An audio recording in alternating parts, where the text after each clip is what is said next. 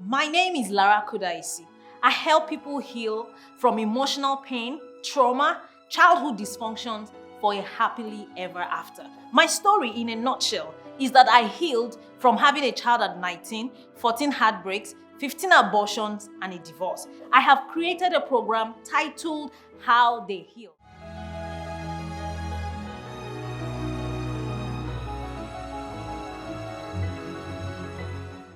I forgot the name of my own program. How They Healed, how we are, exactly. I said it in the morning, how they healed. So I just want you to share with us in a nutshell, Thank you so much for inviting me. Yes, ma'am. And I want to appreciate all those who have spoken before us, the other sessions. Thank you for those who have waited up until this time.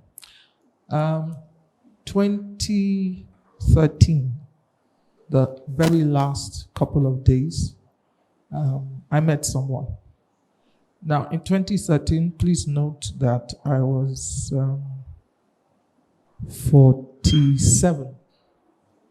47, yes. I think my maths is correct. So I met someone, and then we started the journey in 2014. So we went through 2014, and then 2015, we started planning the wedding. So everything was ready. Wedding dress, wedding suit. Is that what they wear? Suit. Bridesmaid, by force bridesmaid, because I didn't want drama. I just wanted something simple. But there were all these people that were like, no, we must follow you. So I said, okay, sort yourselves out. So the date was the 24th of March was the traditional, and the 26th of March was the white wedding. So on Monday, which was the 23rd, we were together in church, in my church. He was not a member of my church. So we were in church together, we prayed together, and then we said bye-bye. So I went home. I woke up on Tuesday morning, and immediately I opened my eyes. I knew something was wrong. There was this weight that was not there the day before. So I prayed, I had my bath, and then I switched on my phone about 7 a.m. And I saw a text message and the WhatsApp message, the same message. I'm sorry, I will not be able to go through with the wedding. Somebody said, wow. I will not be able to go through with the wedding. So I said, okay, this is very interesting. So I had a car. I just picked my bag and I entered the car. I was living in Ojodu then, and I drove from my house straight to church.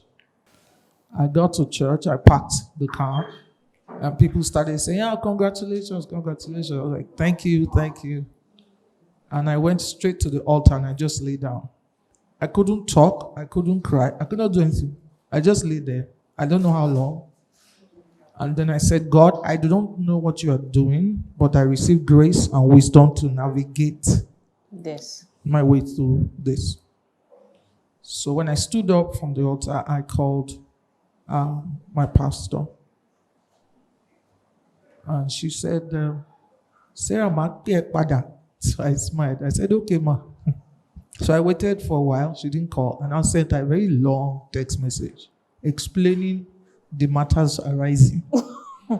Immediately she saw the text, she called, Sarah, kilo shele, what happened? I said, ma, I don't know. And in her usual way, she spoke to me, and she would always give you a perspective. She said, Sarah, thank God that you were not dressed and in church, and everybody was there, and he didn't show up. I said, this woman, how does she see these things? So, the printer that printed the programs was calling me for his money. So I drove to the bank on Okwebi Road to go and make a transfer to the printer. And then my boss, I was working in an office there, so my boss called me and said, Sarah, I'm dressed. She said she wasn't going to come for the traditional. So she said, I've changed my mind. So I kept quiet. She said, where are you? I said, in the bank. She said, you are not there. I said, no. She said, what happened? I said, he said he's not doing it again. I've never heard that woman use swear language before, but she used a swear language that day. And she dropped the phone and said, I'll call you back. So apparently she called him and gave him stories. So she said, don't move, that I should stay in the bank. She was going to send her driver to come and drive me. I said, what's wrong with this man? Maybe I drove myself to this place. Why is she? But she said, don't move, just stay there. So the driver came and drove me to the office, and then she kept me there most of the day.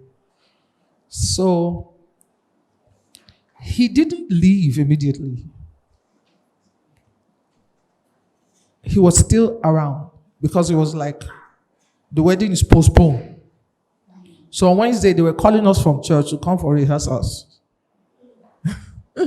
When was the day of the traditional wedding? Tuesday. The white was Thursday. Thursday. Yes. So Tuesday passed. Yeah, Tuesday didn't pass. It just like going. It was just going. Yes, but the text message. I'm sorry to keep bringing you back. The text message. Did it talk about postponing, or that is calling off the wedding? No, he said postponement. That was what he said. Okay. Postponement. Okay. So did you try to reach him or anything? He didn't disappear. He was very much around. Okay. The next day they were calling us from church, so I called him that we have to go to church to go and. Okay, my pastor called and now said we should go to church and officially inform them that the wedding has been postponed. Okay. So he met me up in church. Okay.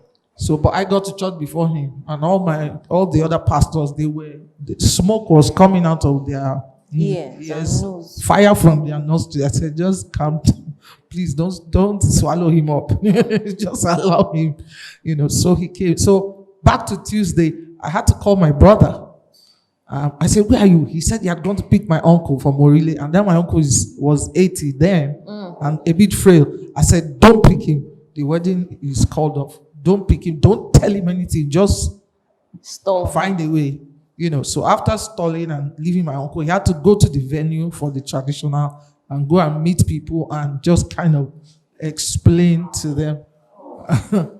So there's this woman who is like a mommy to me. So she was sending me text messages that, my pikin, what's happening now? I don't come. You don't hear. Nothing happen. You don't tell me. I just laugh. I said, this woman doesn't know what's going on. So please note that in 2015, I was 49. Yes. 49. So Wednesday we went to church. 2 years. 2 years courtship. Well, not even up to 2 years. It was the end of 2013. So it was the whole of 2014 and 2015. So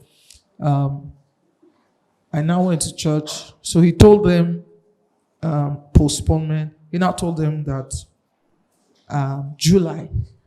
But what was it telling you, though? Well, we hadn't seen now. Because that Tuesday, of course, I didn't want to see him. Okay. But Wednesday, that was the first time we're seeing him was when we met in church on Wednesday. Okay. To tell them that the wedding had been postponed. So he now told the head of the associate pastors that July.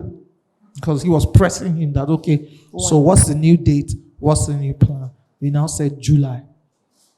Specific date in July. He said he will get back to them. Now, all the other pastors, associate pastors, were like,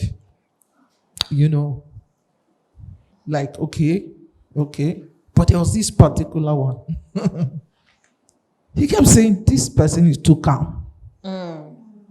This person is too calm. That the only person who is troubled in all of this is our sister. This person is way too calm for what has happened. So the other said, maybe it's just covering up, So Thursday, the day of the wedding, people came from all over. I have a sister, a friend, an Aburu that came all the way from Abuja. People came from all over. So on Thursday, there was a lot of hullabaloo in church because people came for the wedding. A friend of mine had made preparations for 500 people. I said I didn't want a reception, so they were going to do, I said I wanted bags. They should do bags. So as you're going, so she had made preparation for 500 people. And I'm not exaggerating because she asked me. And I said 500 people. So when I look back, I am able to say that the wedding being cancelled and the man disappearing are two separate events. And God saw that I couldn't handle both of them together. So he kept the man, just hanging around Till me when? till about September, October that year. The wedding was supposed to have held in March. In March. So July came and went, and of course, August came and went. So he started easing out gradually. So 1 week, he will not pick calls. He will not respond to messages. So one day I woke up in September and I said to myself in Yoruba, she won't say any, then do you? And I said, you're bigger than this now. And I just stopped communicating. And of course, he had already stopped too. So September 2015, that was it. Now, my birthday in 2016, I turned 50. So on 12 midnight, when you cross over till the day, I saw a text. A text appeared in my phone. It was not the numbers he was using before. It was a new number. But the style of writing, I knew it was him. So I looked at the message, I just smiled. And 60 seconds later, he sends the same message again and now writes his name. Okay. And I replied, I said, I know it is you. I know the way you write. So I now say, well, I'm celebrating my birthday. You are free to come. I knew he wouldn't come. He dare not show his face. Yeah. So,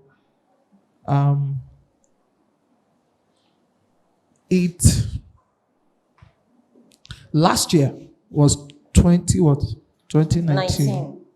That's how many years after? So 2019 will be 16, 17, 18, 19, 4 years. 4 years after. 4 years. That wasn't last year. I think it was 2018. Okay. Now, the wedding dress that I was going to use was made by a friend of mine. And I told her to sell it, burn it, throw it away, whatever. And I found out that 3 years later, that wedding dress was still hanging in her house. So one day I said to her that I needed the dress because it was like the thing was still hanging. So she sent someone to bring it to me in church, and I just opened the boot of the car and threw it in there. So when I got home, I opened the boot and I opened the dress and I burst out crying. 3 years after. That was the first time. And I think that feeling and dealing with. I just burst out. And I was like, you're still here? And I said, no, you can't be here. So I kept the dress in the boot until I passed it on to someone to get rid of it. I don't know what the person has done with it. But that was, to date, that would be the worst experience I've ever had in my entire life. Now, you must understand that this shame was public shame because I'm very well known in my church. Yes. And people came from all over.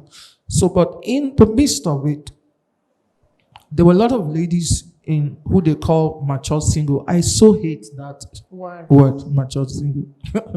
But there were ladies who were advanced in age, not as old as I am. And they were so excited. Their faith had been jump-started, And so in the midst of my pain, I just kept saying, Lord, they cannot go back to the state of hopelessness they were in before this miracle, before this whole thing started. That I need you to keep their faith up and to know that God is still in the business of working miracles.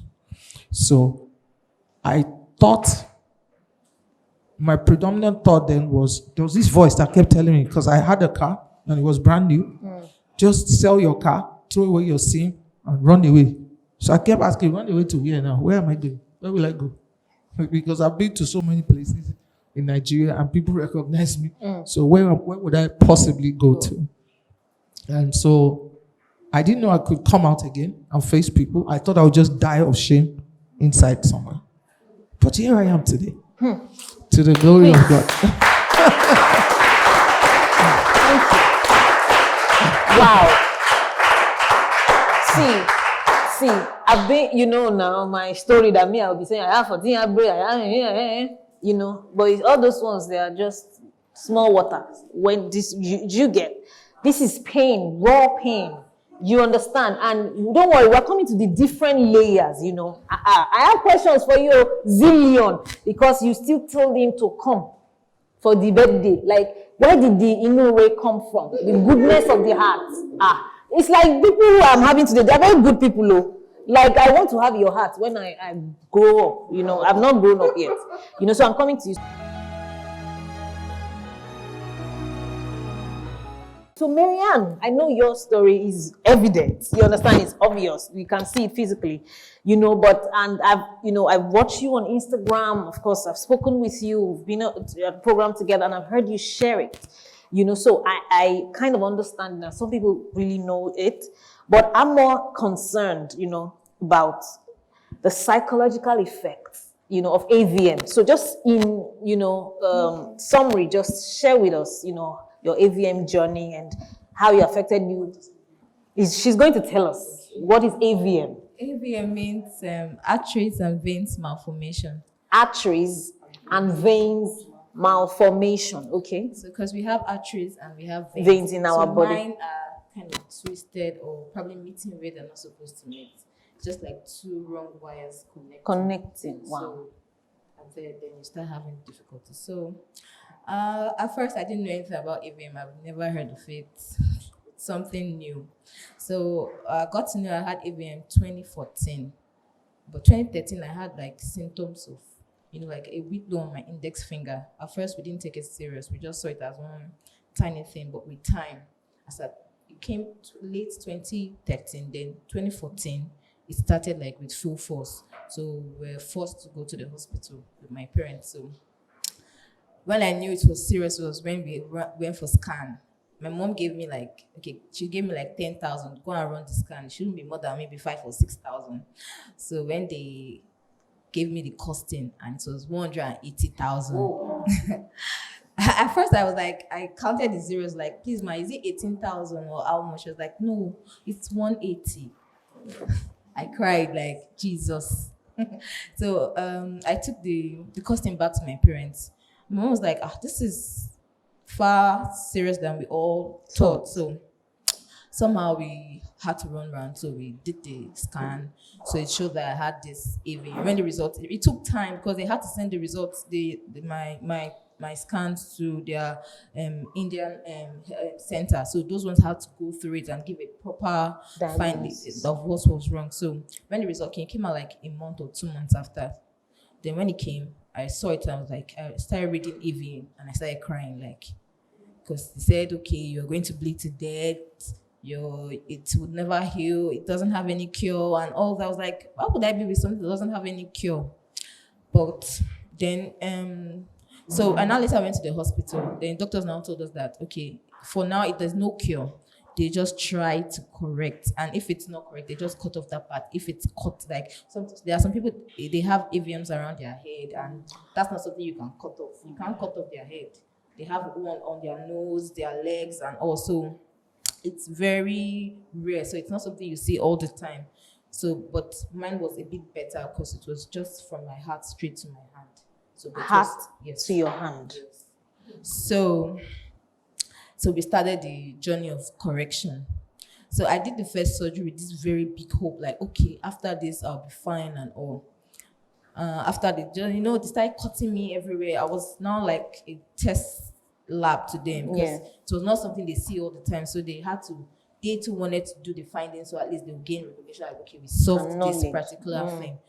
So I did the first surgery, it failed. Immediately I came out from the test, I knew, because there's this feeling I do get, like, it feels as if my hand is vibrating. Like, you cannot grab me like this. You grabbing me, you feel it. Like, it's always shaking and very hot. Very hot. Even at times, you can even pour water and you see smoke coming out. For real. No jokes. for real. So Wow. we're all just like, okay, let them just solve it. No problem. Whatever they want to do, we're all bent on, let's just solve the problem. When we did the first surgery, I still felt that thing that when I came back, I was like, I told my mommy, this thing is still there. I was like, no, believe it's gone. But I knew it was still there. So we just rallied around. The doctors, when they came, they too were like, ah. So when I had to go through another scan again, the same scan, so they now said I had like, it's like a very wild one, like it's all over my hand.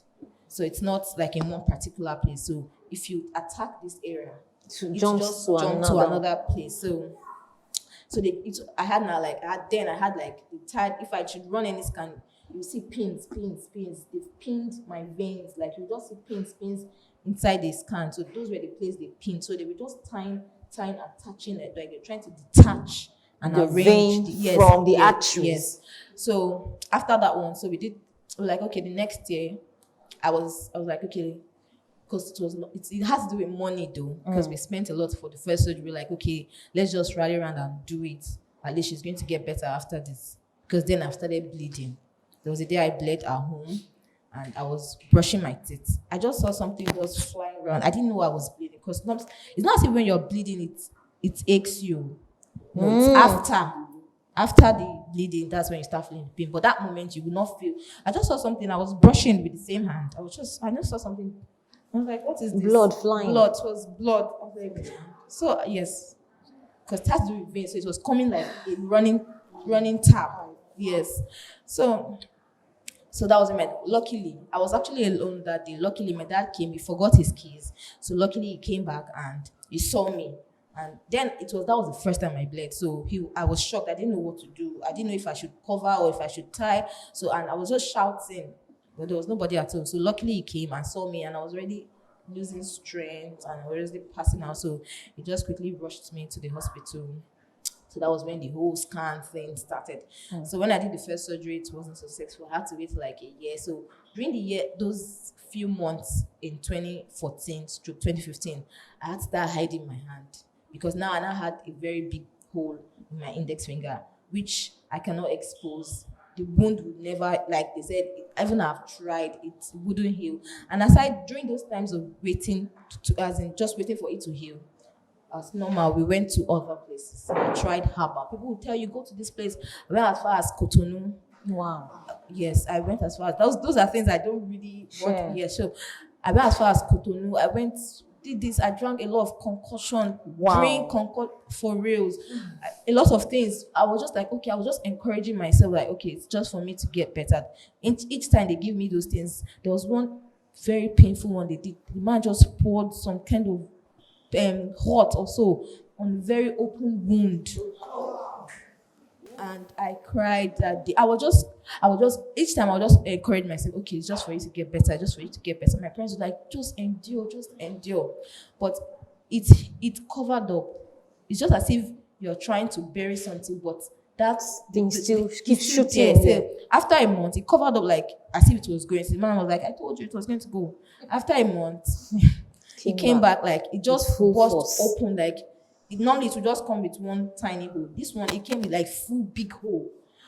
So 2015, I said, okay, I was going to go to the hospital and I now started this process of hospital again. So I had the second surgery with the hope, okay, they assured me then, because they had to go through with one other doctor in Ibadan. So they had to come very big specialist that specializes with things like this.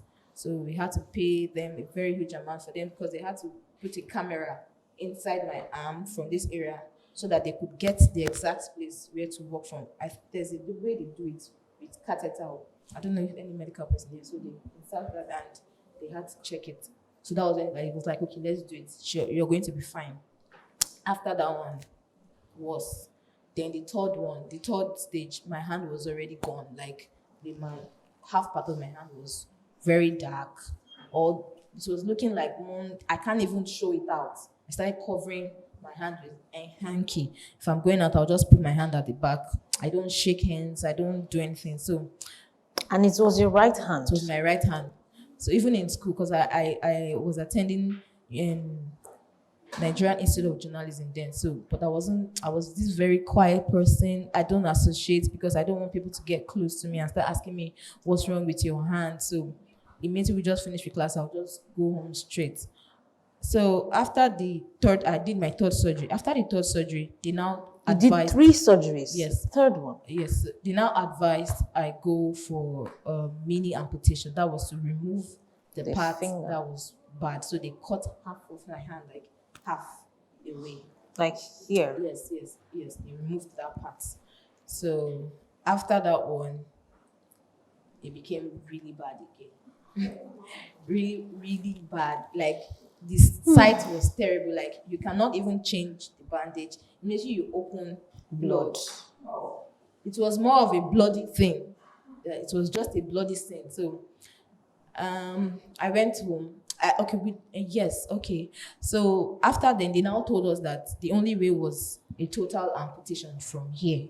When my dad heard, I was like, no, we're not going to do that. Everybody cried, and me, I was like, no, I cannot lose my arm after all this whole surgery, and now no, I was like, so what really pushed me to go out and talk about this, like I had this, I was dating somebody, and right there after, like, and I told him the whole procedures.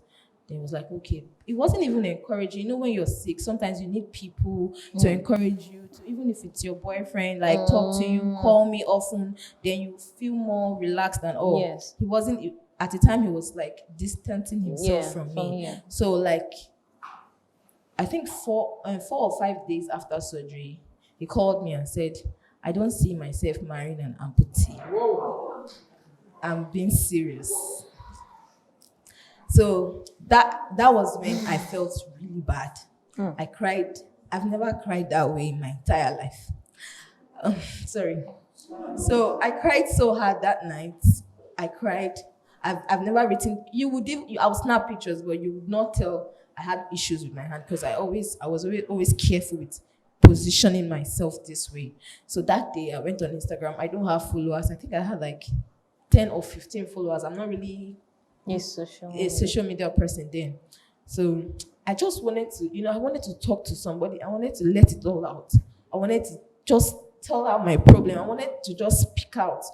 So if that was the first time I wrote about this, and I wrote it all on Instagram. Not with the help, I wasn't thinking that someone was going to see it or do anything. I just wanted to let it all out. So I wrote it there, and I was feeling bad because my friends were always running around, because of me, looking for money and all.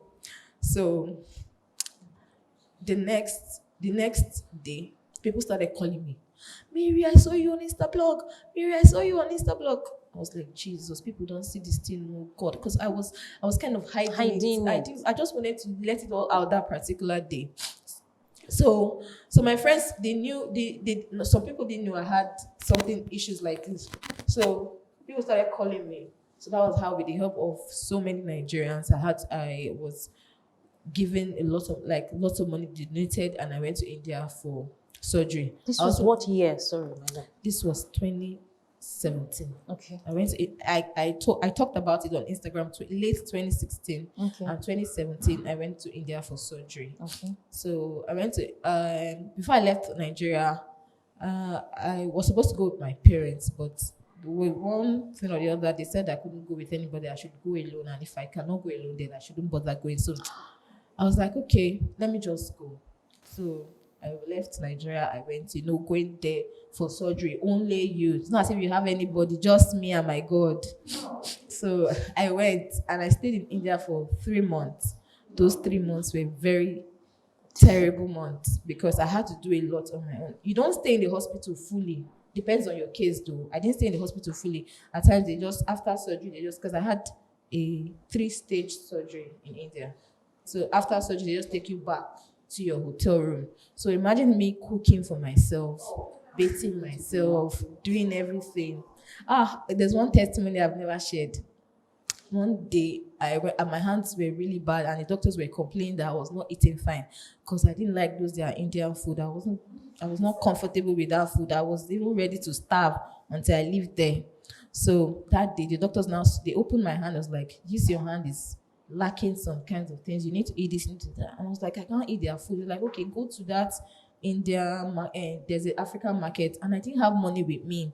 They have spent everything I had with me. So I just said, okay, I had like, I don't know, I can't remember the money. So I had some few money with me. So I was like, okay, let me just go. Anything I get, if it's rice, I'll just get some Maggi, because they don't have All our spices. They just have all those their spices, and it smells somehow. I took keke, and I would in Nigeria. Keke man was just talking to me. He's an Indian man. Was like, you Indian? You Nigerian? I was like, yes. But what he was saying was not with me. I was just take me to where I want to go. I want to go and buy something. The man was like, okay, see, I have plenty Nigerian food. I give you. I was like, you give me. I was thinking probably it was bombos. So it was like, I was like, take me African market. I said, no, I give you this. And I took those things. I went to my room. I opened it. I saw rice, beans, red oil, crayfish. I'm telling you. Wow. I'm telling you. Immediately I opened it, I started crying. Because it was everything I needed. Both Gary, everything. Indomie, so many things. So the man was telling me that he took some people to the airport that they were leaving, so they gave it to him. So he doesn't know how to eat those things, and he wanted to throw them away. That's why he was asking me if I was a Nigerian, and he gave me everything. I used those things till I left that place. I was managing. So coming after the surgery with high hopes, because the last stage surgery was when they inserted my hand inside my stomach. I have that very graphic picture on Instagram. So after that stage, they detached, and I stayed for a while, and I came back home. 2018 became terrible. It came back with another force. Like this one, it just opened another hole entirely, and I started bleeding. Seriously, it became worse that if I should just place my hand, blood. If I should keep my hand, blood. So I now became drug addicted. Even before then, I became drug addicted because I could not stay without drugs. I could not stay. Even sometimes I try to remember those days, and like, wow, God is so wonderful. Yeah. So I came back home, and it was terrible. And I just looked at it. I was like, there's no need. Even the fingers became very stiff. I could not move the remaining fingers. So I was like, there's no need keeping this thing, because I cannot even walk around with it. That way people will keep staring. So I told my parents I wanted to go for a total amputation. Like, I was thinking it was going to be from here.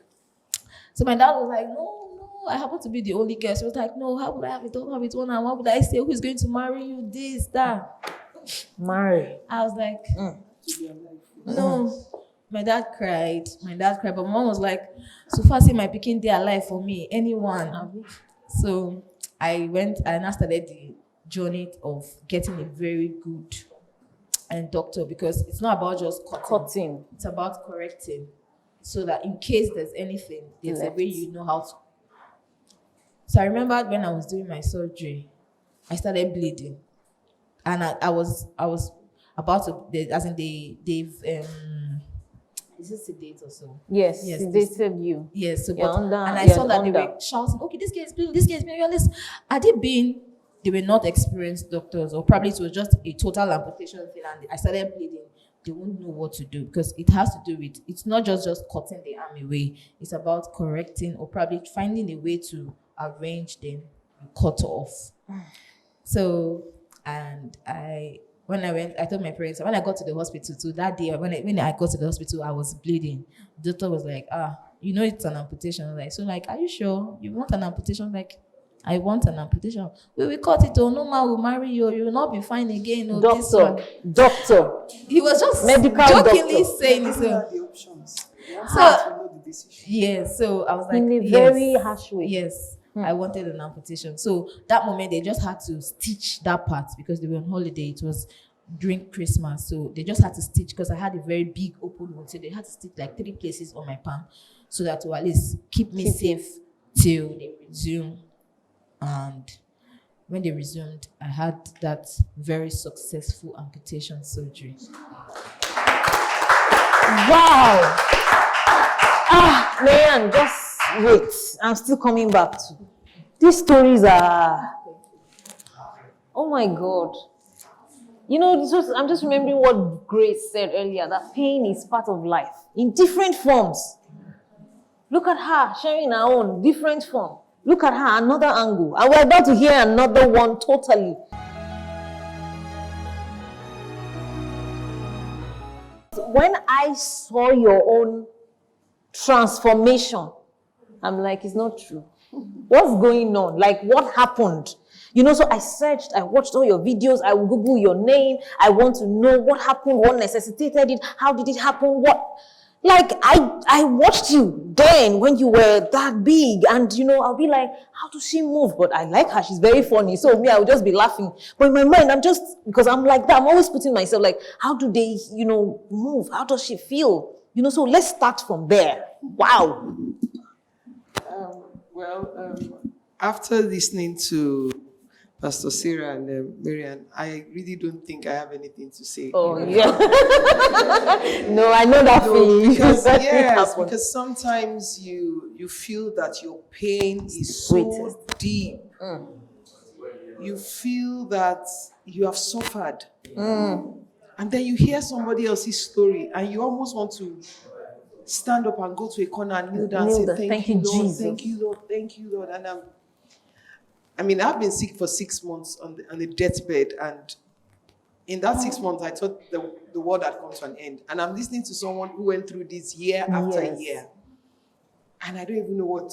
You can't even say sorry. Abi. I mean, all the way from Nigeria to India. And the problem didn't go. It was not in Nigeria that it was solved. You know, at the point she was talking, I just wanted to say, you guys, can we just stop and lift up our hands and worship? Yes. You know, but that's actually how I feel, and I celebrate both of you. You're strong people. Yes. You're strong people. Thank you. Wow. I was a very skinny girl until I was about 13. Wow. And then I started putting on weight. I was in the boarding school, Federal Government College, Idwani, and then I couldn't cope in boarding school for some reason. It wasn't academic. I just wasn't a boarding school kind of child. And so I begged, and then they brought me back home. By the time, after Form 1, I had done admission to Nigerian Navy Secondary School. They gave me an admission to resume in school. Then I saw somebody else that got admission to go to Idwani, and I felt, it won't be so bad again now. I was lonely before, that's why I didn't survive that year. Now that I've seen somebody else that is going, I will follow this person, and now it will be easier. So I insisted I was going back to Idwani. My parents they were teachers, but they were those kind of parents that would always listen to you. So they were like, okay, you want to go back to Idwani, it's fine. You have admission in Nigerian Navy Secondary School. By the time you come back, you won't have it again. I said, no problem, I'll go to Idwani. Wow. First month in Idwani, and my depression had started. I was always feeling weak. It was just a horrible experience for me. And I remember a few years back when I saw some of the letters I wrote to my dad when I was in Idwani, and I was like, I must have had a traumatized childhood. Because, even reading the letters as an adult, I was crying. Wow. You know, and I don't know how, for a child, I must have been 13, 14. They say, Daddy, something is wrong with me. I don't know, but something is wrong with me. I just always felt something was wrong. And eventually, they brought me from Idwani, because I was always falling ill. I was always sick. So they brought me back home, but by then the admission to Nigerian Navy Secondary School had gone off. Yeah. So I had to go to Ansaruddin Girls High School. Now picture this, I was from that kind of family, the extended family. Everybody all my cousins were either in Federal Government College, Command Secondary School, Nigerian Navy Secondary School, and then you are in Ansaruddin Girls High School. So first of all, my self-esteem went down. I was like the outcast. Nobody told me I was the outcast. I felt like a failure. You know, everybody else will go to school, to boarding school, because when we come home on holiday from boarding school, it's always like a big party. It's like everybody's back, but you didn't go anywhere. you didn't go anywhere. You go to school every day. You come to school every day. You're not special anymore. You know.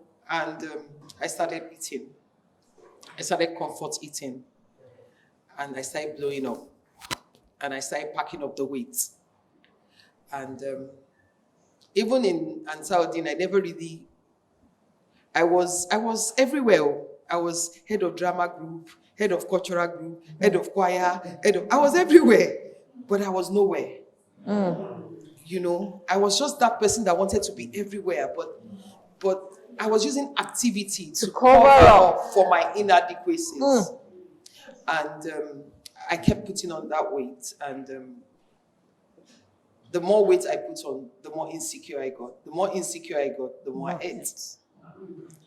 And by the time I finally left secondary school and I went to university, I had become that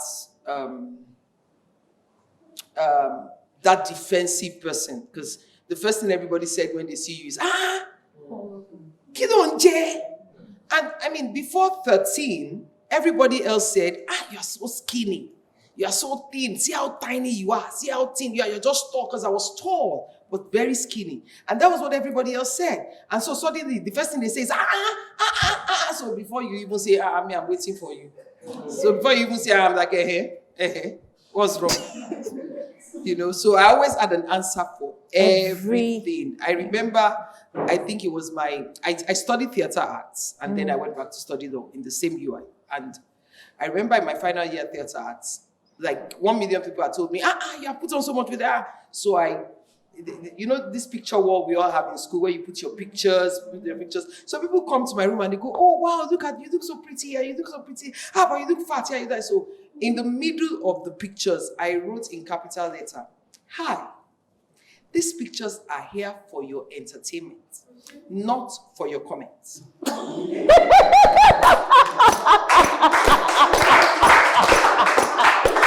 Oh my God. I am fat. I know. I have a mirror. I don't need you to tell me.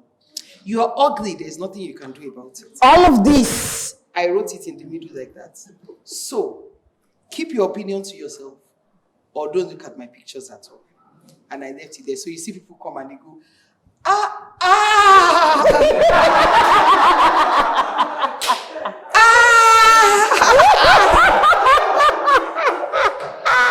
This is front of SUPRB. So it saved me a lot of complaints. So people kept their opinion to themselves. And somehow that was how I discovered the ability to talk back. I didn't even know I needed to talk back. And so I started talking back, and I realized that if I talk back, you just keep your opinion to yourself. I mean, I abused myself first. Before you said it, I said, I'm fat, so what? So everybody, what else will you say now? You keep quiet. And then, I mean, also in that theater arts department, my brother was the MC of a group called the Fomania Organization. And it was a comedy slapstick group. And my brother had graduated and they needed an MC. And they came to me and said I should come and start anchoring it. And I was like, is there a script? They said, no. Will you tell me what to say? They said, no, you just talk from your head. Me. I don't know what to say. He said, don't worry, Shebi, Femi is your brother. I said, don't worry. That thing is in your family. You know, once you hold microphone and you're in front of people, you know what to say. I didn't know that it was possible, but I mean, I got on stage and I took the mic, and the first few people from my class I saw in the audience, I started yapping them. And one person from the audience just said something about my being fat, and that was it. I started talking about how it is more important to be big than to be skinny. It was like a debate. The whole world was upside down. People were screaming, clapping, everything was. So I was like, oh yeah, this is funny. This is it. And so between then and graduating, I didn't really feel too bad about being big. I felt, you see, that's funny. It's a funny thing. I felt bad that I was big, but I accepted that there was nothing I could do about it. So in my head, this is me. This is how God created me. And the more I tried to lose weight, the more I gained the weight. So after I went, I was like, I beg. Well, I can't be bothered, you know. But then graduating and finishing law school, I think from law school, I started getting more depressed. And then By the time I graduated, I started my comedy career. Comedy was a blessing. Comedy for me was an opportunity to just let go. And this is how you would know that I was in pain. Because if somebody else made funny about my weight, you become automatically my enemy. We can never be friends. You can't say, Lepacious is in the car, the tire is coming down. I blacklist you in my head straight. You are not my friend. But when I say it from my mouth, it's fine. It's fine. And the reason was because as at the time I got into comedy industry, a lot of people were cracking jokes about fat people. And I felt insulted. So somehow I felt if I take the power from them, if it's coming from me, I have taken the power from, they can't hurt me anymore. They can't hurt. And so I realized that even other fat people, when I am the one saying the jokes about being fat, like now I try to say fat jokes now, it's not easy anymore because it's almost like I'm insulting them because now I've lost weight. You understand? Yes. But then it was like, when I say fat jokes, it's like, she's our sister. She understands. You understand? Or like when a slim person is saying the same thing. So for me, it was like taking the power from them. And but if somebody else says it, I'm hurt. I'm But bitter, was that I'm helpful angry. though, taking the power from That them? taking the power from them was therapeutic. I knew there was a problem when I would perform after a few years, around 2013, 14, I would perform at events. I would have standing ovations. People will come greet me, tell me how fantastic, how much I made them laugh. And I would drive from the event to my house and I'm crying. And why I was crying, I would not know.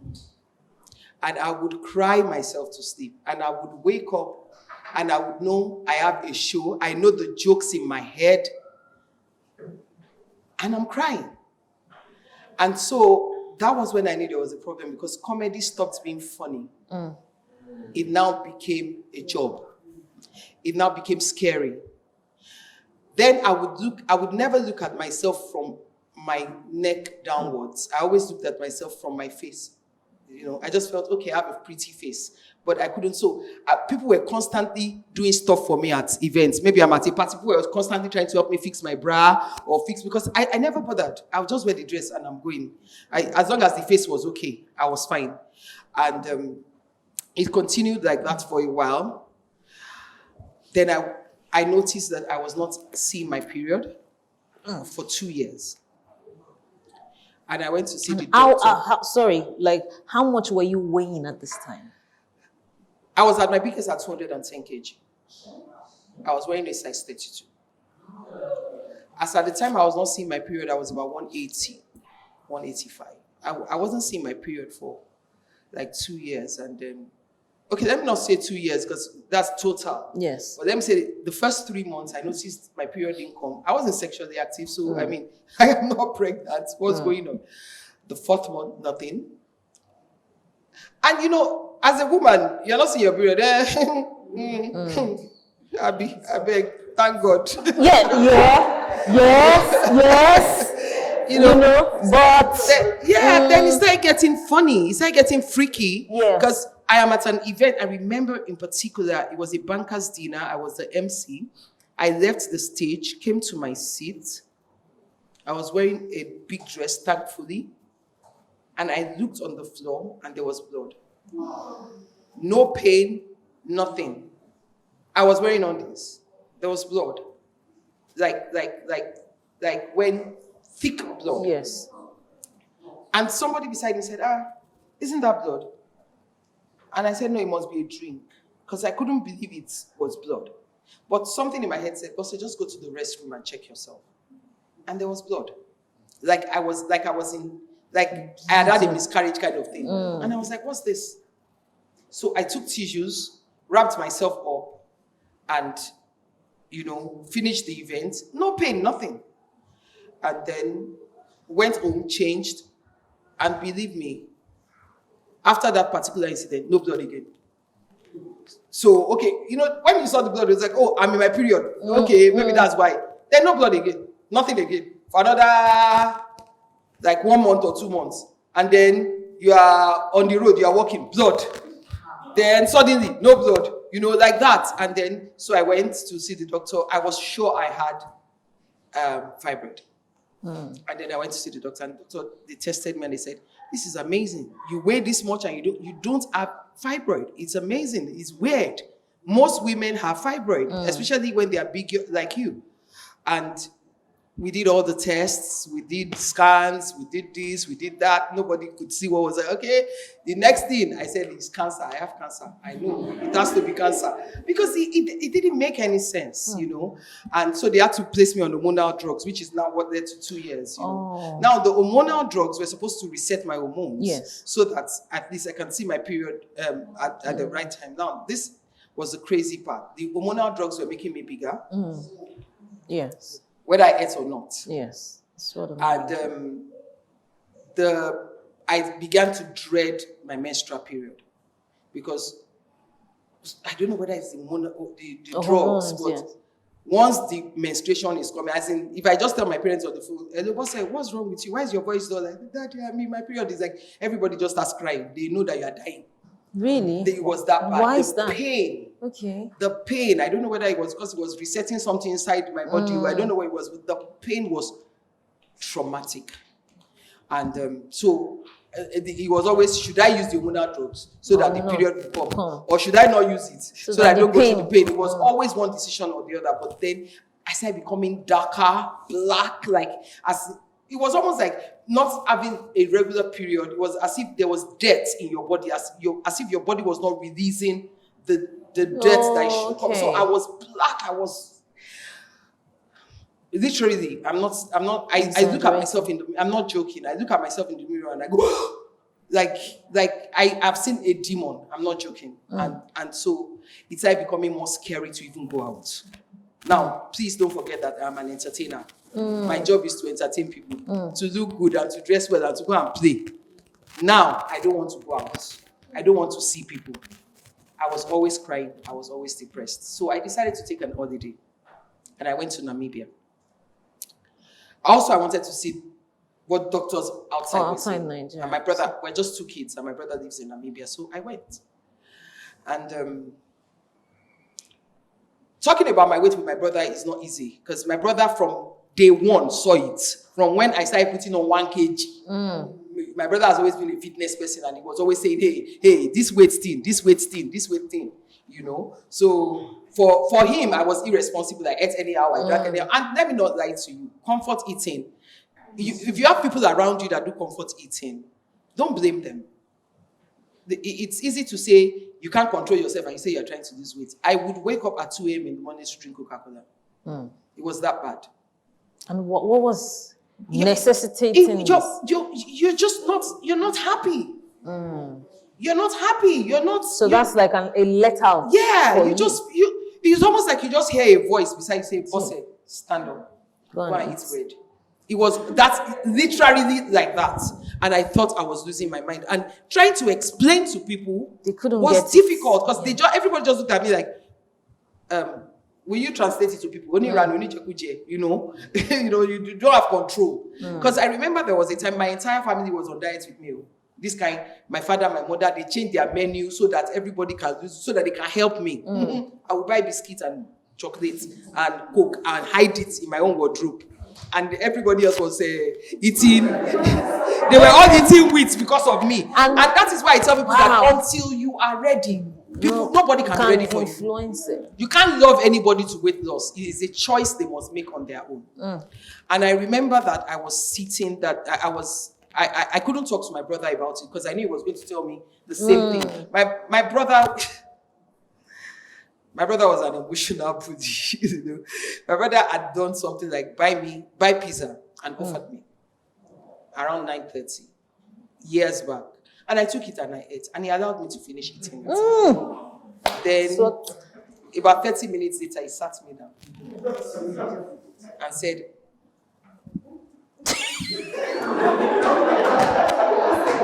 "So even if they are giving out free pizza to people on the road, you." I said, "But Femi, you gave me, said, "Bank, you should collect it. I gave you and you should collect it. You didn't know in your head that saying no is the first step to victory. You did not know." You know, and I felt very bitter. I was angry with him.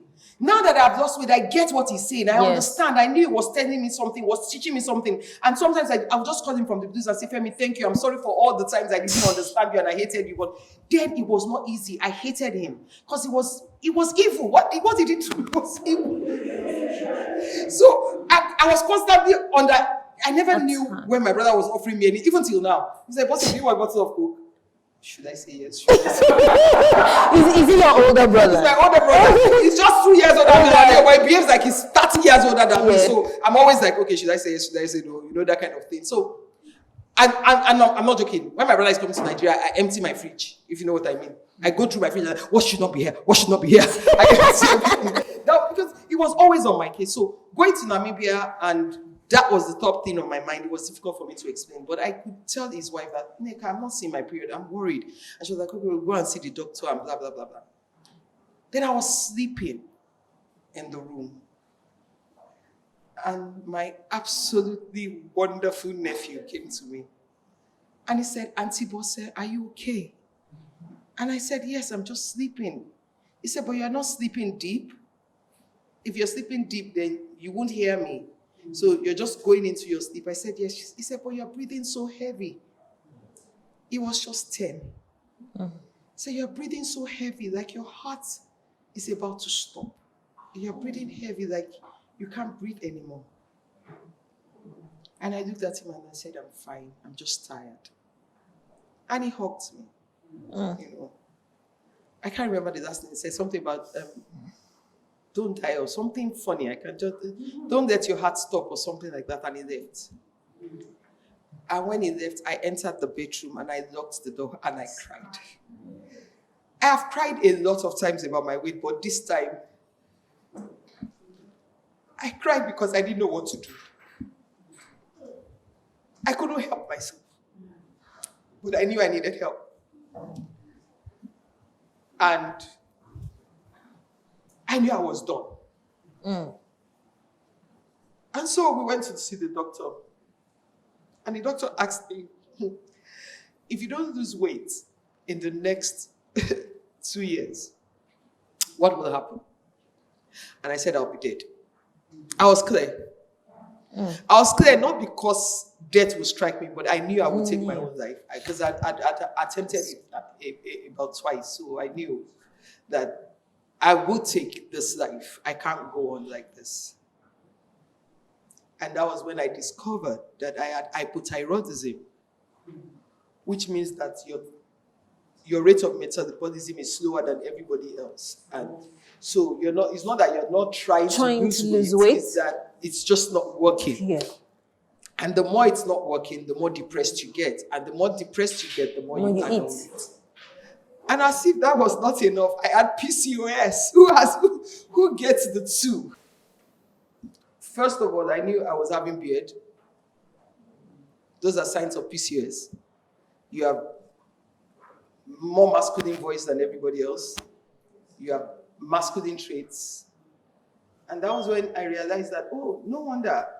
Even as a naughty child, I never knew when people say, oh, they got pregnant and they aborted, I never even got pregnant.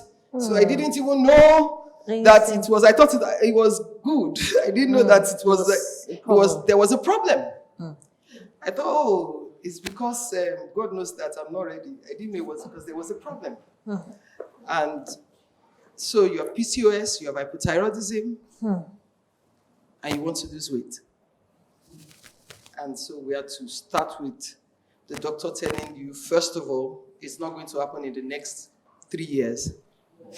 So don't, because that was another thing. I was always trying to lose weight in 1 month, in 3 months. And so when it doesn't happen, I'll go back into depression. And start eating again. So we started the whole weight loss journey, and then there was for like 3 months, I was injecting myself with medication to reset my metabolism. There were drugs to take, there was stuff to do, and changing my food regimen. I was never a gym person. I hated the gym, so doctor said, don't bother with that, because you will just stop. And once you stop, you give up. So we started with food, and then gradually the injections, the medications, and then the change in menu. But like I said, you just have to be ready. And then after I had lost about 80 kg, and I was feeling, yes, this is it, you're good. The hormones went crazy. Everything went crazy, and I suddenly felt ill. My electrolytes all crashed. And it was almost as if, I say this in a spiritual way. I don't want to sound too spiritual, but I say it in a spiritual. It was almost as if the devil felt you that we tied down. You think you can escape, so we are coming back, you know. And everything went crazy, and the doctors couldn't tell me what was wrong with me. I couldn't walk. I was always having spasms. I couldn't keep anything in my stomach. I was always throwing up. I was on drip. They hardly found my veins. At a point, they had to start giving me drip through my neck. Wow. And I was flown to South Africa. I remember traveling in the plane, and people didn't know who it was, because I looked like those Somalian people from, you know, like this really, I really looked really dehydrated and really ill. And at a point, when they brought me back to Nigeria, it was so bad that at a point, doctors didn't allow even my parents to see me, because they were now thinking it's spiritual. So nobody should see you. Let's just be praying for you and treating you here, because they couldn't trust anybody. Because Monday, I can just stand up like this and walk the whole hospital myself, and I'll be greeting everybody. And then by Tuesday morning, I passed out, as in gone, you know.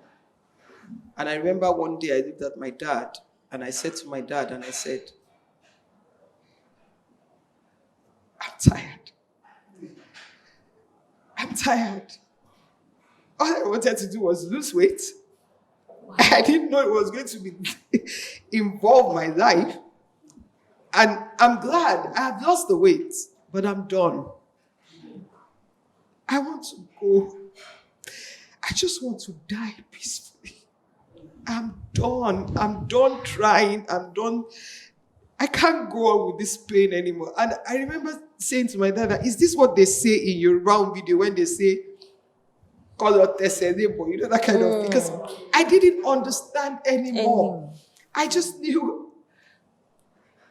You were just tired. The pain was bad. And my dad looked at me and said, Bose, don't you know? Don't you realize by now that if you die at 9 p.m., I would die at 10? Oh my God. I can't imagine a life without you. I have just 2 children. I am 79. And you think I can bury one of you? Wow. I can't. So wait. Oh. Just let me poison myself and die now, then you can die after. But I can't watch you die. Wow. Wow. And that was when I made up my mind. And for some reason, my brother sensed it and he called me. A result had come out and my brother said, Bose, I have news. I said, what? He said, Bose, you don't have cancer. Apparently, my brother had given the doctors money to do a cancer test without telling me, because they didn't want to panic me. And he said, Bose, it's not cancer. Whatever it is you're going through, it's not cancer. We can deal with it. No matter if it's not cancer, we can deal with it. So you have to heal from your mind first. I need your mind to stay alive. If you heal in your mind, then everything will be over. And I remember the next morning, and that was like an amazing year for me, because I had been nominated as an African. See, I keep forgetting this. AMPCA. What do they call it? African Magic Viewers Choice Awards. I had 2 awards. I can't remember PCOS. I had 2 nominations: Best Actress in a Movie and Best Supporting Actress in a Movie and Best Actress in a Comedy. It was supposed to be a good year. The award was going on that weekend. I was on the hospital bed. And while the award was going on, it hit me. Apart from Owen, nobody had said, where is she? Not even the people I was in their movie was looking for From me. you. Not even the people they nominated me in their movie. Not the people they nominated me with. And it hits me. Something is really wrong. No. And I remember because permanently I had my laptop on and I was always playing messages. And I just remember that a song was playing and I just laid down on the floor. I am acknowledging you for who you are, for all you done in my life. And as I laid down there and I was just thinking, I didn't know the song. I'd never heard the song. I didn't know anything. I didn't even know the song. Who sang the song? I just heard, Onisha. Yeah. And I just laid down there and I was like, I need you. I can't do this. I need you. And I think that was when I knew I was going to be well. That was when I knew I was going to be well, because the procedure that finally healed me is called endoscopy. Yeah. And I had done it twice in Nigeria. I'd done 3 times. I did once in South Africa and I did it twice here. Then we flew, a doctor, we didn't fly him in. He was supposed to come and then from London, he came to Nigeria and we booked a session with him.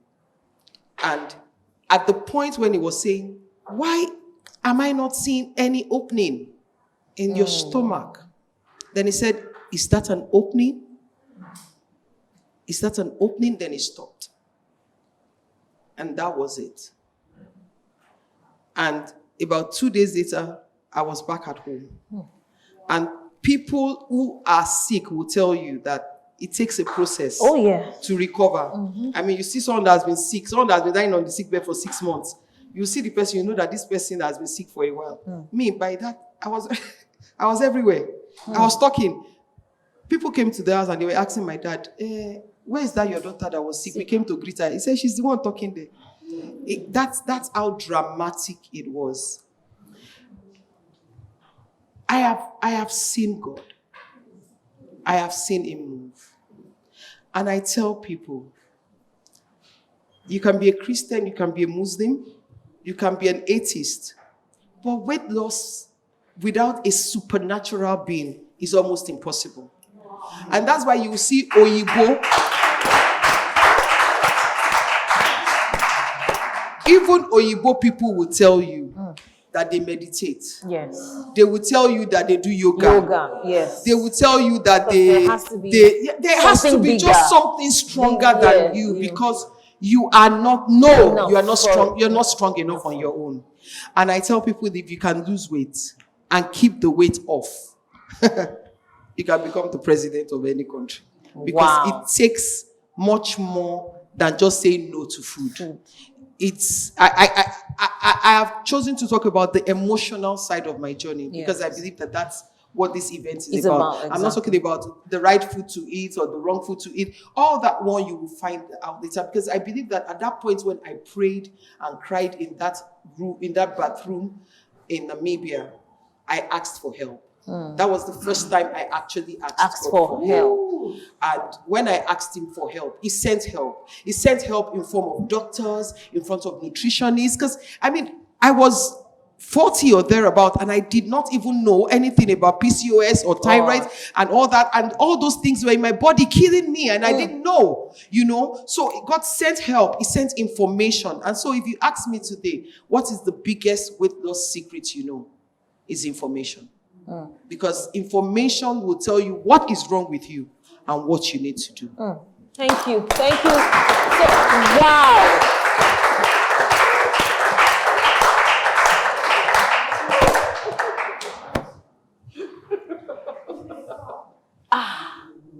I don't even know what to say.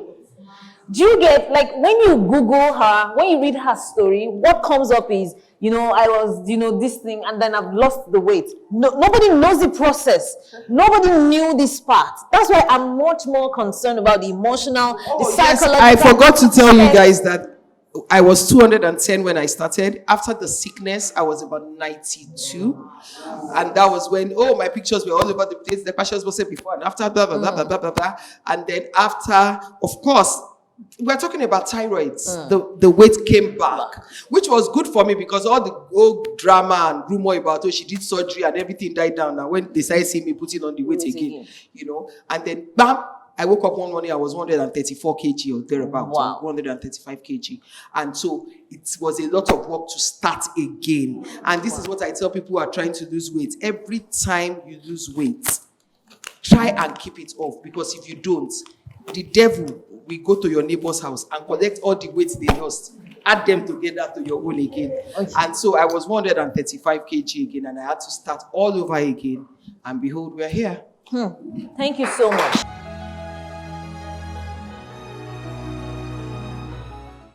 You get so, as in, I feel like hugging all, let me love the two of you together.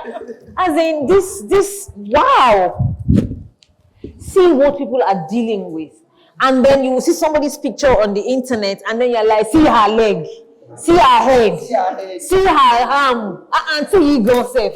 You should do not think that you should say no to food. Yeah. You don't know the deep story. You don't know the story behind it. You don't know what people are dealing with. You don't know what people are going through. You understand? So, first of all, let me come back to you, because your story, I don't even know. I feel like I just faint in between both of you, or even three of you. Because this is a lot for one person. I knew you, and I knew how popular you were in church. I knew I was in the choir. I was smiling, praying, prophesying. You don't know what it means when somebody who gives prophecy, who prays for people, they get healing, they get deliverance. And, she wants something, but she's not getting it, or she's going through a disappointment. Heal thyself. It's painful and traumatic. So when the news came that, she was getting married, everybody, all of us, in fact, we fixed meeting for, in case you don't know now, the people that had left church for years are like, you're coming for Sarah's wedding, Abi. That thing I said you should bring for me, just bring it there. You must come now, we must come. So it was news. She put it on Facebook. So it was shared, testimony. That like me, I like to share those kind of stories. And then you now hear that it is gone. It is gone. Some people never come back from it. No. Some people never come back from it. Some people, that's the end. How did you come back? Because you are here now, back and better. Back and better. Yes. When Deepa told me that we were going to be together, I was like, what's the connection? What's the connect? But if you observed the trauma that the three of us went through was about the same time. 2014. Oh. I observed that. Wow. Yes, because I kept saying, okay, Lord, I need to see something. I need to hear something. Yeah. And then she said 2013, 2014, 2015. She said the same thing. And then, of course, it was the same thing. So, one of the things God told me was that I was going to be very familiar with pain, because He was going to use me to heal pain. Healing is not theory. It's not theory. It's practical. I started praying for ladies as far back as 1996. And they were getting married like that. He would just tell me, gather a group of them. So I gather a group of ladies. I start praying. And one by one, they start getting married. And then that group disperses. And then another set comes. And then you're still there. Yes. Some of them, their children are married. Yes. So, and we're still waiting. Amen. So, on that Tuesday, my friend, Fumi, I was supposed to get dressed in her house. So, when she did see me, she started calling. I couldn't pick the call. Eventually, I was able to talk. And so she told me to come to her house. So I went to her house. And she kept me in her house. So she started monitoring me. Ibolelo, where are you going? She started close marking me, you know. So I stayed with her. Few close people came to greet me and pray with me. And it was they were just blurry days. They were just very blurry days. You just sit and you're just looking. Like, okay, so what happened? Something was supposed to happen that didn't happen, you know. And then I said to her that I wanted to go to the camp. So she said, camp. I said, yes, I need to go to the redemption camp. So I went to the camp. I think I went on a Monday. And then I was just in the room, so I'll be flipping the channels, you know. In the redemption camp, all the channels are messages. Yes. So when you flip this one, the pastor is talking. You're looking like, what is he saying? Flip this one, he's talking again. Flip another one. When you are tired of hearing all those things, you just turn off the TV and you just be looking. I don't know if I slept really all through that time. So I cannot forget. It was just a few days to the Holy Ghost service for April 2015. And the theme was Touch Me, O Lord. So my last day there was a Thursday. So on Wednesday I slept and I saw myself fully dressed and I went to the altar and I lay down. So on Thursday morning I got dressed, I had a bath, got dressed, I went to the altar and I lay down. And then I said, they told me that you specialize in raising dead people back to life. This person is a dead body that just came here. I see what they wrote here. They said, touch me, O Lord. I don't need Baba to touch me. I don't need any pastor to touch me. You have to touch me by yourself. Raise me back from the dead because I am dead. Pain actually deadens people. Wow, I am dead. So he started, it was like I was receiving injections, but he started speaking his word to me. Scriptures started coming, it was like I was being injected with life. Because of course the word of God is life. Yes. And with no iota of exaggeration. When he was done, I stood up from the floor and I danced my way out of that. Now, this is not the new, that's the old auditorium. So in that auditorium, you have pillars A to Z, then you have A1, B1. So it's very big.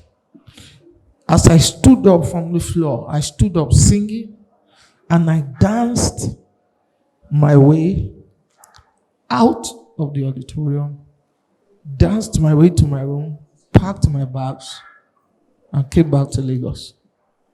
That was it. That was it. Hey. Wow. So that Thursday was the week. That would be the week. Because 26th, yeah, that's like the week after. And then 1 week after that, I was back in circulation. Just going about your normal business. my life. And so what people were asking questions when they see you, what did they say? You know, how, like what? I heard a lot. I heard people said a lot. And I heard a lot of the things that people said. But nobody had the guts to see you and there are people who still didn't know what happened until last year or 2 years ago. I didn't know what happened until you told me on the phone, like 2 weeks ago. So some people thought that the wedding, held. No, that the wedding held. They didn't know the story that it didn't hold. So some people answered last year. last year. Yes. See, asked me, how is your husband? And I said, oh, he's fine. He's doing well. Abi, because your husband is actually fine. Oh, he's fine. He's alive and well somewhere. Yes, somewhere. And we would meet soon. Yes. So, 2015, you see, because before every glory or triumph, there's shame. So in 2015, I experienced public shame. So fast forward to 2017. Yeah. So God took me to America, to one of the largest platforms in the world. Yeah. And I had the opportunity to sing. Yes. And someone recorded it, and it got on Facebook, and it just went viral. Viral, yes. I saw that. Because they saw me in church on Sunday, and the next thing they saw me in America, and it was all over the place. It's a very large platform. So when you see people in the light, or limelight, you have no idea the price that they paid To be there. to be in that light. Be careful who you envy. Be careful who you want to be like. You know, some people come around me now and they say, they want to hug me, that I want to tap Grace. And I smile. You know, if you And I tap it, you will smile. not die. Yeah. I said, be careful what you want to tap. It didn't come cheap. It never does. Jesus paid a heavy price to be the savior of the world.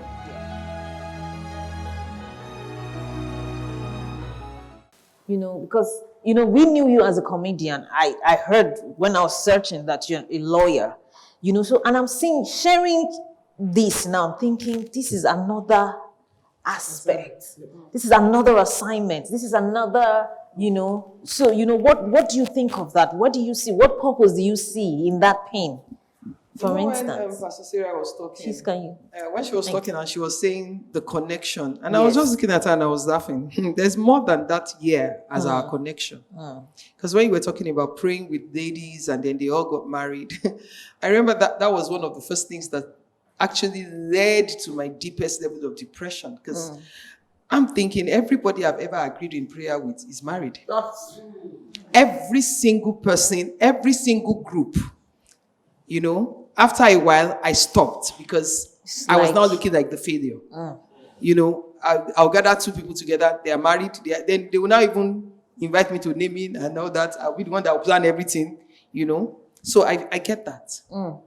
And I remember the first place I met you was in a place of pain.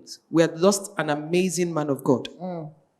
And we were all supposed to be crying because he was a wonderful man and he died too young. But we're all laughing and we're gisting and she was always smiling.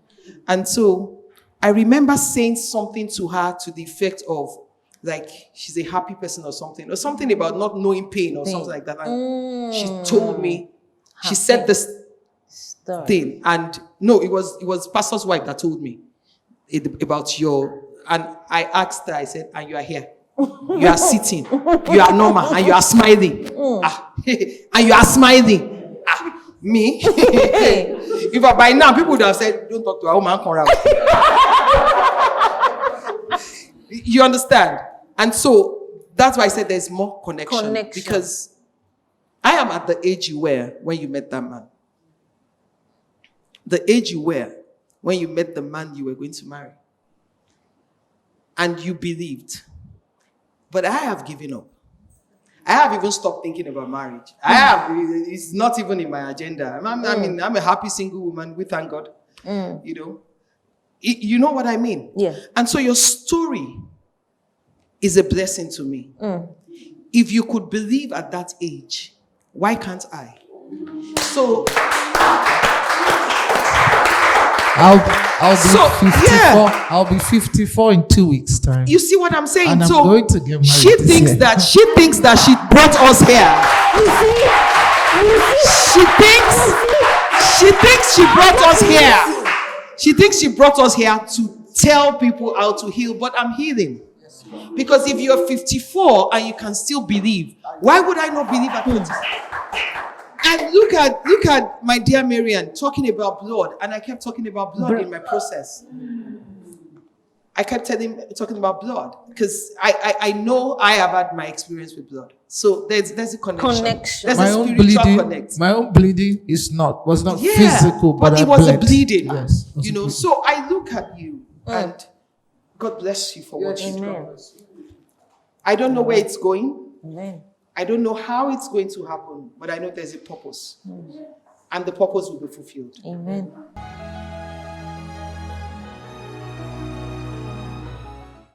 How did you come back? How do you, because I see this burst of energy now, this excitement, always dancing. You know, you're married, you got married last year, you had a baby last year. Now I see you are on a movie set, you know, like, these guys, by the way, let's just, in fact, like, you don't know how much you've inspired amputees. Because after you posted the video that we went to do on channels, I had a lot of DMs from amputees because apparently I went with her to Channels TV, you know, on Rubbing Minds, which was another experience that it was supposed to be with somebody else, but, you know, she couldn't make it. So Maryann, and amputees are DMing me.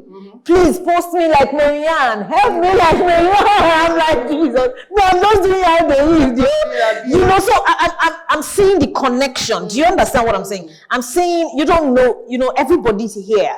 You know, you don't go through, look at what she said, you don't heal completely until you, look at why I'm here. You know, my story. You know, I had a child at 19, 14 heartbreaks, 15 abortions, got married, got divorced. Look, do you get like, the pain, the shame, you know, and look at what is happening here today. You guys don't know. It's so funny. You are crying from divorce. She never did. You know,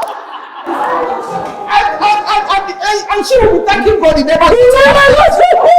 me, I will say, I wish you were. Do you get? And Maryann is like, I thought I didn't go through all that. Now is just hard. I beg you. Do you get? So how did you come back? How did you, you know, have this burst of energy? Like now you're living life. You know, we are looking up to you. People are excited for you, and you know, found that. Yeah, she's interested in that story. How did you find this man because who loves you? if she and amputee can get married, what is wrong with me? Oh? See hope. So you see another connection. Very waiting. I was traumatized. Forget the whole happy side you see. Yes. There are times that I would just be crying. Yes. Because at the time I was tired. I wanted it all to stop. Like, you know, year after year, I spent months in the hospital and I just wanted it all to stop. I want to go home. Like, sometimes I'll be asking my mommy, when will this thing stop? I'll be like, let's keep going. And I felt like this like the witch in my house. Because of me, my parents kept on, everybody just keep running up and down, let's look for money. Okay, when it's time for surgery, everybody will be in the hospital, they'll be sleeping on the floor. I felt really bad. So one time I tried to take rat poison. Yes, I tried it. And that I actually sent my mom to go and get it. I was in the hospital then. And I was like, I just said to myself that I just told my mom that there was one rat here, that we should kill that rat, that she should go and get rat poison. So my mom now, she knows someone that's sick now. She's like, okay, let me. So she quickly went. So it was when she came back, one lady now, probably, I don't know, maybe she noticed that was what I was going to do because I wanted to mix it with my tea. I don't think there are so many things I've never really shared. So the lady was now like, she now called my mommy aside. She told my mom that you saw that this girl, they just did her surgery and you know that she'll be feeling bad. She now asked you to go and get rat poison. You went. My mom was not like, so that was when she now calculated and she now started begging me. She was now crying. So I was now telling her that I was tired. I wanted it all to stop. Okay, so when we left the hospital, everything became, you know, even when you come back from you came back and you were fine. Relief. So you came back with another case entirely. So I got really tired. But at one time, I just told myself, one day all this will stop. It's either I die or it leaves me. That was what I told myself. So I just picked up and naturally, I'm a happy person. Aside, I'm a naturally happy person. Like when I'm with my friends, we cry. Yeah, your temperament is maybe sanguine, the happy people. We laugh, and even I even make fun of myself. Say, so I get one hand, help me. You. No, I still. So I just told myself that I could not keep, because at the time I started shrinking. When I'm walking, I was thinking. When I'm walking, I would just be talking to myself. I was thinking. But I didn't know that was what I was doing. It was when one man called me and was like, I've been seeing you. I know you're not feeling fine, but at least come out of it. Try and shake up yourself. So after my surgery in India, when I came back home and I came back with full force, I was just managing, because I didn't just go for amputation at once. Yes. I managed for like a year. So I was just managing, because I kept on rapping, I kept on concealing the truth. When they asked me, this your hand never go? I'm like, because somehow now, for so many years, you've been seeing me with bandage, and people like, this thing never go. You know, I felt bad when people asked me that question. So, and concerning how I met my husband, I would say my husband actually added to my confidence. Yes, he added to it, because you know that feeling that nobody is going to accept you. And at the same time, I had like heartbreaks along the line. I almost got married to someone I thank God I never married. Because I married him. During the relationship, during the courtship, he was a pastor, a youth pastor. So he was trying to change me. No, there's something about church people that we started in the morning, like church men or pastor head. He was trying to change me. You know, somebody trying to change you from what you're not. He was trying to shield me. And you know, I'm just very. I wanted to be let loose, but he was like, I can't marry if you know you're going to be a mommy Jill. So I started pretending to be what I'm not. So there's so many things concerning that relationship. He had a child. He was actually married, and I didn't, you know, so many things. So all those things added to my depression. So when I met my husband, it wasn't for a relationship, because later I was like, I didn't even want any marriage or what. So I just want to be fine. I put all the energy towards my own self. So when I met him, it wasn't for a relationship. I hope he's not hearing this. I was actually using him outside. I was actually using him. I'm sorry to say this, because he would come to my house, he would wash. I was like, this one, they wash clothes for me. I won't go and buy this one, go and do this one. So my parents were like, this guy really nice. Those man, street guy, man, just a phone and talk. But you know, there's somebody for everyone. Yes. At a time, I started looking at. He was still doing what he was doing. We were not dating. So it was just like a friend. But he was very cool, very calm. He was just like, he was always pampering me, and I'm like, so I was not comfortable with the whole thing. So I had to just tell him that I have somebody I want to get married to. I'm like, no problem. It's not pressuring me for marriage or anything. So it was just a friend.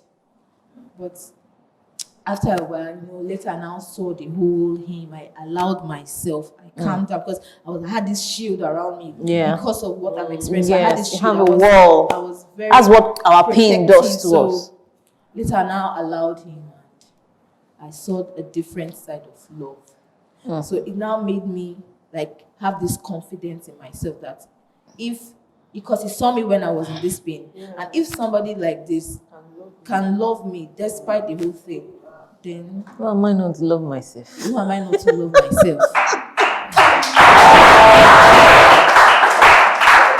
Oh my God! That's why I said it added to my confidence. Yes. I was already, but I needed a push, a very big push. So he pushed me, and I actually needed it.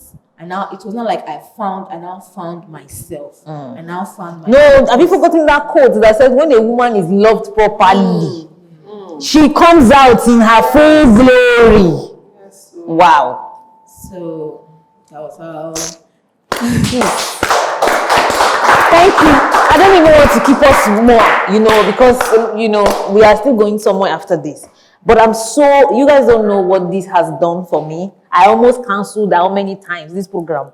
I almost, because I'm like, this is bigger than what I'm thinking. Me, I just want to do small program that we do and just go, you know, and look at what this has done. Look at what this has turned out to be, you know, and I'm so honored. And I feel so privileged to be, you know, because sometimes when they say you go through pain, it's for other people. When God gives you a purpose, when God gives you a vision, it's not about you, you know, it's bigger than you. You're just a vessel for that vision, for that purpose. I know this video is going to go out a lot, apart from all the people that are here. You don't know how many people it will touch. You know, I am moved by all I have heard today. And these three of you combined, in fact, your own story, I don't know, I'm suppressing it. When I get home, I'll go and think about it. How did she start? Okay, from here. Then your own. Let me tell you more. I don't even know when. And then Maryann, you know, I've heard it, but this is an elaborate version. You know, we like the once I was blind, now I'm healed. But there's a lot of process in between, and I feel privileged. I'm the one hearing it or bringing out to life. So first of all, let us just thank these people. Thank you so much. Thank you so much. Thank you. Wow.